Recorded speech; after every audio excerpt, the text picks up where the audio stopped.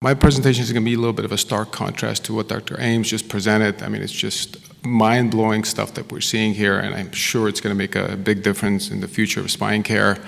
My level of sophistication is quite a bit simpler and lower, and I've focused most of my educational career through residency, medical school, and even through my practice. I'm focusing on experiential learning from other folks who've come before me, many mentors that I've had, including Dr. Goldstein. I know everyone has had some contact and has been touched by him in one way or another. I spent a couple years with him doing reviews through Zenith back in the day and learning his mentality as far as how he approaches different patients and how he recommends different treatment options. A few months back at CRS, Hyun-Bae and I were sitting there and we were talking about, or at least we were mourning over the fact how we have so much really amazing level 1 data when it comes to cervical arthroplasty, and yet it's not a technology that's being adopted as quickly as we thought it would be. So we're thinking about, I guess, what are the reasons? So we came up with a number of reasons, and that was kind of the seed that led to Bae saying, hey, why don't you kind of come up with that list and then come to the Cedars meeting and present that for us. So there's many reasons why, I'm going to go through some of them with you, why surgeons still are not performing arthroplasty, but I think there's one that trumps all of them, and that's motion. Whether you come to this from the point of view of evolution or from a religious point of view, we're all born with motion for a reason. So if we can preserve it, I do think it's a good thing. So this thing does seem to want to work, but anyways, that was showing our arthroplasty patient through live fluoro image what happens, and it's very good anatomical motion. So can I move to the next slide? Here we go. So I broke this presentation to 2 different categories: clinical reasons that I'll first cover and some of the non-clinical reasons why cervical arthroplasty is still not being performed. Before I go into those clinical reasons, I just wanted to kind of real quickly go through some of the commonly accepted indications for cervical arthroplasty. And this is pretty much what was used in every ID study when it came to disc replacement.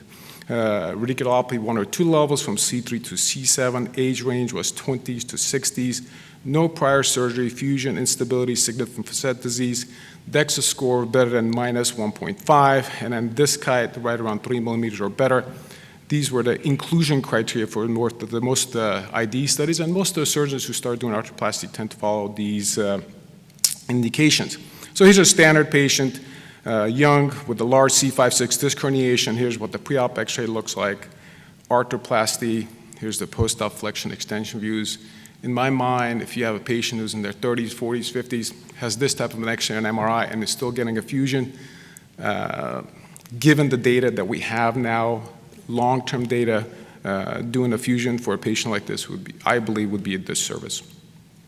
So here's some of the clinical reasons, as Hyun and I were talking about it a few months back at CSRS, that we thought could be relevant.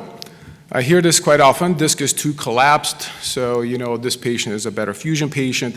Well, patient has already lost most of their motion, so we'll just fuse it, their pain will be gone, we'll address their radiculopathy, they'll do fine. Patient is too kyphotic, patient has too much facet disease, the bone density is too low. And we'll look into that in a few seconds. Spondylolisthesis, and again, what was part of most of the trials was anything less than 3.5 millimeters of a slip or 11 degrees. The Punjabi White criteria were still okay, but if patient has spondylolisthesis, even like a millimeter or 2, some of them are excluded from arthroplasty. Patient is too old. I've heard, I kid you not, I had a surgeon who told me, any patient over 50, doesn't matter what their problem is, I fuse them, and that just doesn't make sense to me. If the problem is multi-level, more than 2 levels, or if it's a skip level, or if it's at C7T1, none of these have been kind of really studied in the ID studies, so then those patients are automatically fused. Patient who's had a prior fusion, they're back 3, 4, 5 years later. Now we're giving them the only option that insurance companies will let us do will be another fusion. And some of the other comorbidities, RA, AS, and other autoimmune diseases are also some reasons that I hear that patients should have fusion instead of arthroplasty. So a patient comes to me, or a patient comes to all of us, and they need anterior cervical surgery, I feel like they fall into 2 zones. The fusion zone, I've made that into red. And I guess someone talked about what colors mean in different cultures. I guess red in our culture is, in my mind, is a no-go zone.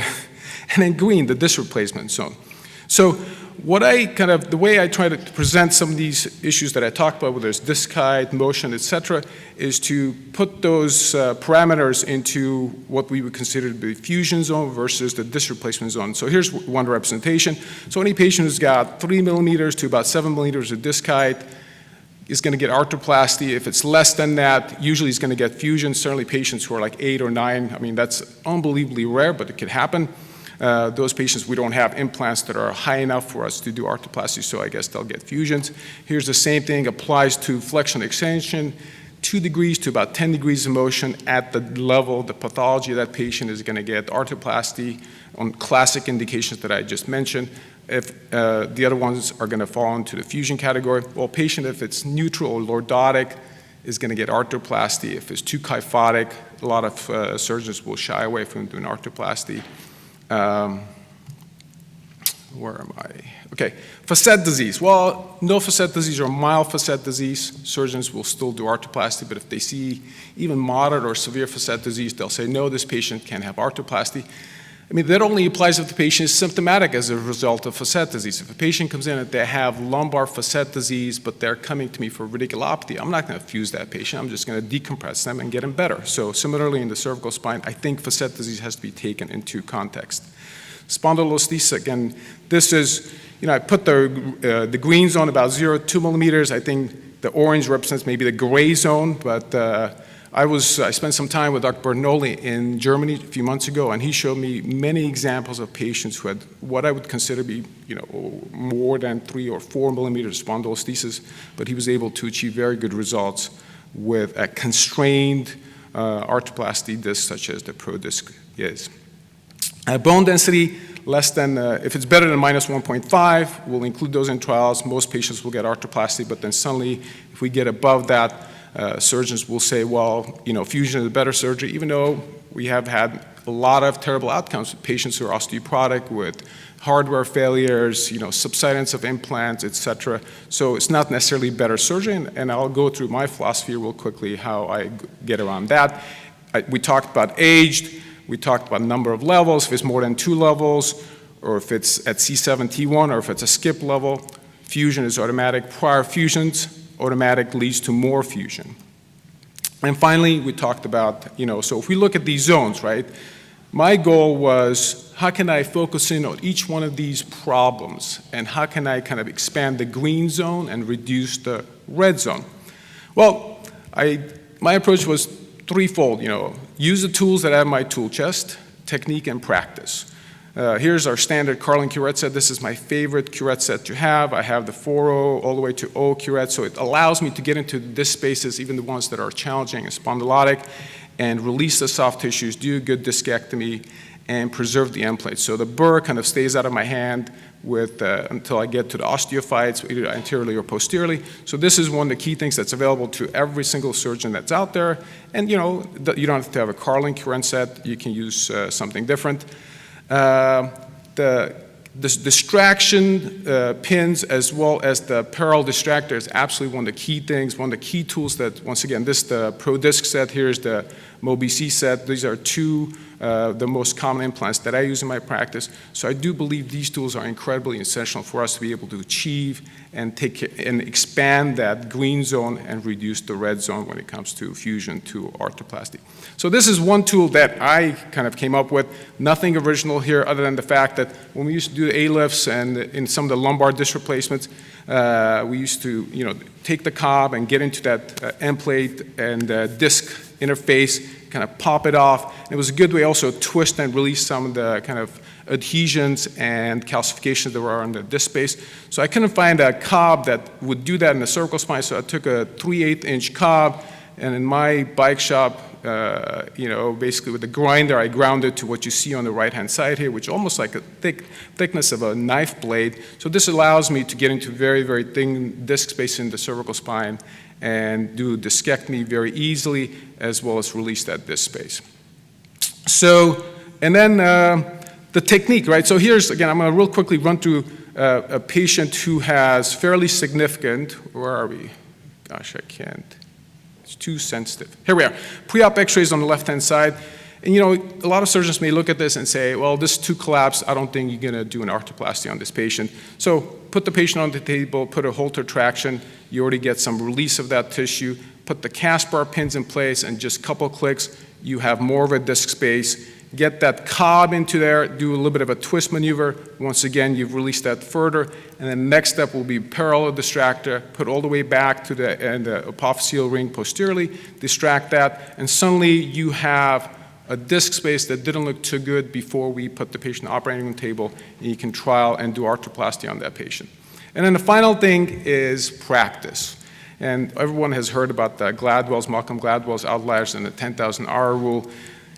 Practice is, you can't just randomly do things, and I can't just take up a golf club and just swing randomly in midair and hope that one day I'll be a good golfer. So practice has to be deliberate practice. That's why I felt like I wanted to apply some of and look at the individual issues, whether it was a disc height, the range of motion loss, osteoporosis, and see how I can address them. So let's look at the first one, disc height, 4 to 6 millimeters. Again, here's a patient that came to me 55 years old, 2-level severe disc collapse, mostly radiculopathy, minimal neck pain. So this patient likely is going to get fusion in most surgeons that she sees. In fact, she had seen a number of other surgeons, and she was offered 3-level fusion because there was a little bit of a spondy at C4-5.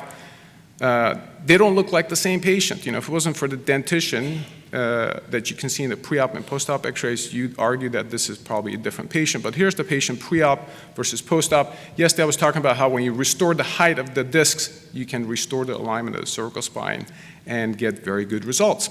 What about flexion extension? What about a patient who's kind of lost some of their range of motion? So here's, 2 to 10 degrees, we say. Anything below that is too stiff. We shouldn't do arthroplasty. We should do fusion.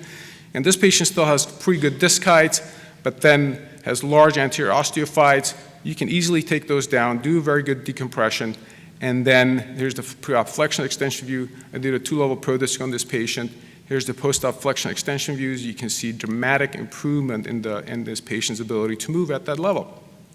So you can expand that green zone from maybe 2 to 10 degrees to all the way almost down to 0. Perhaps patients who are fully fused, even though there are some surgeons who are even tackling those, I'd stay away from those. What about kyphosis and alignment? Again, not a terrible kyphosis, but this patient is young. She's got single-level disease. That disc space is collapsed. Do an arthroplasty, and then here's the pre-op versus the post-op. You can see just by doing the restoration of the height, preserving the AM plates, you're going to restore the alignment for this patient.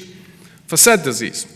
So here's a patient who had prior fusion at C3-4, comes to me with C5-6 disc herniation. Terrible alignment. Maybe I should have used this for a kyphosis patient example, but terrible alignment. It looks, the 4-5 looks like there's a little spondy there, but patient, again, has purely radiculopathy along the C6 distribution. So skip it, do an arthroplasty at that C5-6 level. Look at the alignment difference between the two, and here's the patient 3 years post-op. Here's the patient's 3-year post-op flexion extension views. And I feel like I've saved this patient 2 additional levels of fusion by doing this procedure. So facet disease, if the patient doesn't have cervical pain, and even if they have some degree of facet disease, I think can be pushed and can be overcome. For the kind of the example of spondylolisthesis, even though I saw quite a few of these with Dr. Bertinoli, I contacted him and see if he could share some of the slides with me, but I did not hear back from him. So perhaps this is a problem that I'll be working on over the next few years and see if I can overcome this issue of how can I take more constrained discs or prosthesis and address patients who do have various degrees of spondylolisthesis. So that's why I left that kind of in a question mark category. Bone density, 83-year-old, T-score of minus 2.9. The beauty is that nature takes away bone, but then also most of these patients gives us sclerotic end plates. So I can tackle these patients and get into the disc space and use that sclerotic end plate to my advantage to be able to open up the disc space and take that 83-year-old patient, and instead of, again, why would I say just because you're 83, I'm going to automatically do fusion for you? So here's the patient post-op. You can see the flexion extension views. Here's what she had extension pre-op at 25 degrees, post-op she has 37-degree extension. So I don't think bone density in of itself is the end-all be-all. Age, Here we are. You know, I mean, I guess my previous patient kind of kills two birds with one stone. 83, I hope you will agree, is certainly pushes that green zone. Pretty much, I don't have an upper age limit as far as who I'll do arthroplasty on. I think the pathology is what dictates whether I will do an arthroplasty or not. Levels, how about levels? Here's a patient with 3-level disease plus congenital fusion at C3-4 that this patient had. I mean, if she had had the 3-level fusion that was proposed to her, she would end up with a 4-level fusion. I do believe there's a big difference between the 4-level fusion versus having 1 level congenitally fused and then 3 levels that were artificially replaced. Here's a patient, 59 years old, 4-level myelopathic, and had radiculopathy from the lower levels. And here's a patient I performed 4-level arthroplasty on. And again, patient has unbelievably good relief of his myeloradicular symptoms. He had minimal neck pain, so why fuse this patient? Here's a 59-year-old C5-6 ADR, a couple years ago, comes back with this right-sided C7-T1 fairly large disc herniation, C8 radiculopathy, skip the level plus do C7-T1, works perfectly well. There's nothing, you know, magical about C7-T1 why it shouldn't work. Here's the post-op flexion extension views, and I'm getting pretty close towards the end of my, okay. So I guess I can run through each one of these, you know, prior fusions. Here's a patient with 2-level above prior fusion, arthroplasty at those 2 levels. Again, these are all problems that can be worked through and with proper technique and, you know, and some degree of practice, I think most of these issues can be overcome. So similarly, here's a patient with autoimmune disease, had a 2-level arthroplasty, came back, myelopathic at the level above. I didn't do the C3-4 arthroplasty because I didn't have a small enough implant for this very, very tiny lady, so she ended up with a fusion at the C3-4 level. All right, well, real quickly, non-clinical reasons, inertia. People who just have been doing fusion for a long time, they say, well, we're going to continue doing fusion because it's been working for me. Lack of training, I mean, that's a poor excuse because there's plenty of it available. And then they can't find that perfect first case, and then I think money is probably a big factor. I was talking to Rick Gar yesterday. He said you need to flip that around. Money should be at the top of non-clinical reasons. But so here we go. I apologize. My talk ran a little too long, but that's my experiential intelligence.